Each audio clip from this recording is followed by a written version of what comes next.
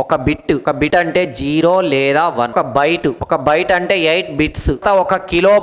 ఒక కిలోబైట్ అంటే 1024 bytes. 1 megabyte అంటే 1024 కిలోబైట్స్. ఒక గిగాబైట్ అంటే 1024 మెగాబైట్స్. ఒక టెరాబైట్ అంటే 1024 గిగాబైట్స్. వీటి నుంచి ఇంకొకటి కూడా ఉంటది, ఒక నిబుల్ ఈక్వల్ టు 4 బిట్స్ లేదంటే హాఫ్ బైట్ అంటాం. ఇది ద్విసంఖ్యామానంలో ముఖ్యమైన ఫార్ములాస్. Example number 125. దీనిని ద్విసంఖ్యామానంలో మార్చండి. 25 దీన్ని ఏం చేయాలంటే 2 తోటే భాగించుకుంటూ వెళ్ళాలి. 2 into 12 24. ఒకటి రిమైండర్ వస్తుంది. 2 into 6 12. శేషం 0. 2 3 6 0. 2 into 1 1. ఒకటి మిగులుతుంది ఇక్కడ 1. ఇక్కడ కింద 1 వచ్చేంత వరకు 2 తోటి చేయాలి. ఇప్పుడు 25 అనేది ద్విసంఖ్యామానంలో మార్చాలి. కింది నుంచి వరుసగా రాసుకుంటా పోండి. బ్రాకెట్ లో 2 రాయాలి. ఎందుకు అంటే ఇది బైనరీ సిస్టంలో తీసుకున్నాం, అంటే అన్ని 1లే 0లే ఉంటాయి ఇందులో. ఇది ఈ విధంగా మనం తీసుకోబడిన ప్రాబ్లం.